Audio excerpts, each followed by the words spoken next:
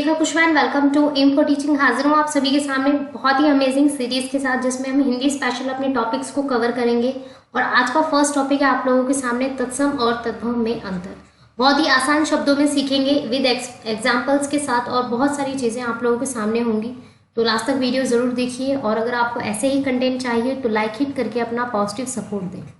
So start करेंगे। First of all, आप लोग पूरे तरीके से इन्फो टीचिंग से और मुझसे जुड़ सकते हैं। ये लिंक आप लोगों को डिस्क्रिप्शन में मिल जाएंगे, और साथ ही सब्सक्राइब करके बेल आइकन को क्लिक करें ताकि एवरी वीडियो का नोटिफिकेशन आप लोगों को टाइम पर मिल जाए। स्टार्ट करेंगे। तत्सम और तद्भव शब्द हिंदी और संस्कृत दोनों का ही एक टॉपिक है, अपने आप में एक चैप्टर है, दोनों ही सब्जेक्ट में आता है। और हिंदी में अगर देखा जाए, हिंदी में एवरी टीचिंग एग्जाम में 2 से 3 क्वेश्चन तो जरूर आते हैं। तो इस टॉपिक को बहुत ही आसान शब्दों में समझेंगे। तो सबसे पहले हम डिस्कस करेंगे तत्सम शब्द के बारे में। तत्सम शब्द 2 शब्दों से मिलकर बना हुआ है, यानी कि तत् जमा सम, जिसका अर्थ होता है ज्यों का त्यों, यानी कि जैसे कि वैसे ही। जो चीज कभी बदली नहीं है, वो एज इट इज अभी भी यूज हो रही है, तो वो चीज हमारी तत्सम के अकॉर्डिंग आएगी। जैसे देख लेते हैं इसकी परिभाषा। जिन शब्दों को संस्कृत से बिना किसी परिवर्तन के लिया गया है और हिंदी भाषा में उसका इस्तेमाल, उसका उपयोग किया जा रहा है, तो वो क्या कहलाते हैं? हमारे तत्सम शब्द कहलाते हैं। इवन इनकी ध्वनि में भी, इनके बोलने का जो तरीका है उसमें भी कोई परिवर्तन नहीं होता। जैसे कि हिंदी, बांग्ला, मराठी, गुजराती, पंजाबी, तेलुगु, कन्नड़, मलयालम, ये सभी के सभी एग्जाम्पल्स हैं। इवन हजारों एग्जाम्पल्स हैं जो आप लोगों को तत्सम को क्लियर कर देंगे कि एक्चुअल में तत्सम शब्द होता क्या है। तो आई थिंक क्लियर हो गया होगा सभी को कि तत्सम शब्द क्या होते हैं।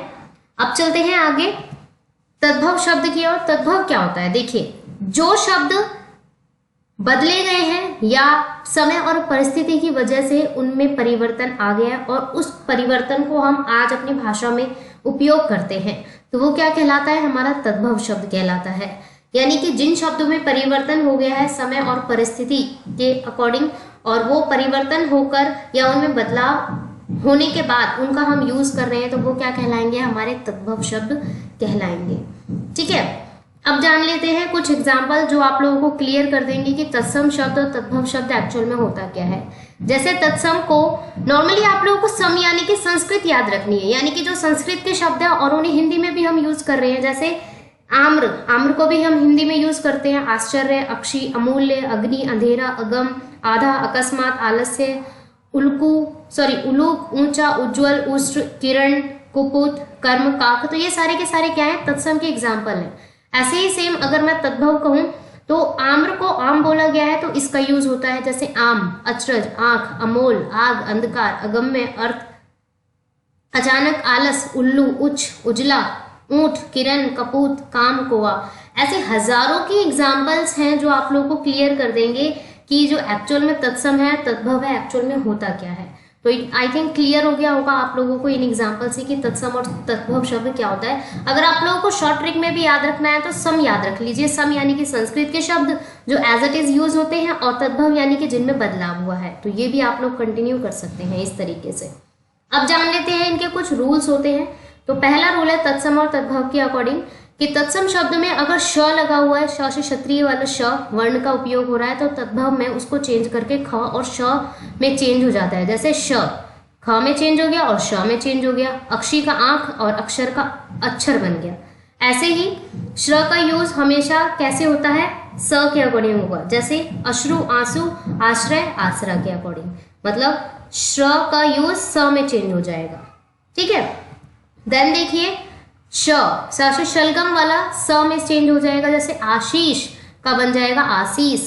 तत्सम में श का यूज होता है ज्यादातर। जैसे कुष्ठ, कृषक, तो इसको किसान और कोड के अकॉर्डिंग कहेंगे।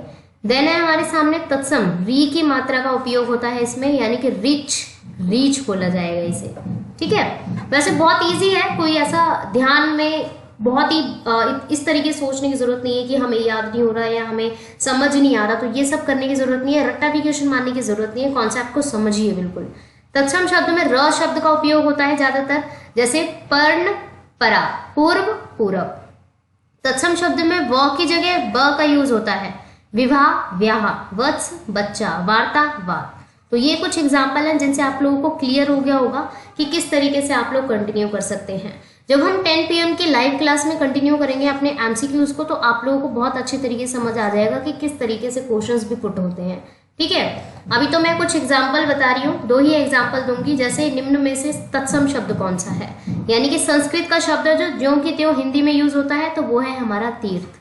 ठीक है, और ये सारे के सारे चेंज हुए हैं, ये सारे के सारे चेंज हुए हैं, चेंज होने के बाद यूज होते हैं। सिर्फ तीर्थ है जो संस्कृत का शब्द है और जिसे एज इट इज हम हिंदी में यूज कर रहे हैं, उसको एज अ परिवर्तन के अकॉर्डिंग नहीं लिया गया है।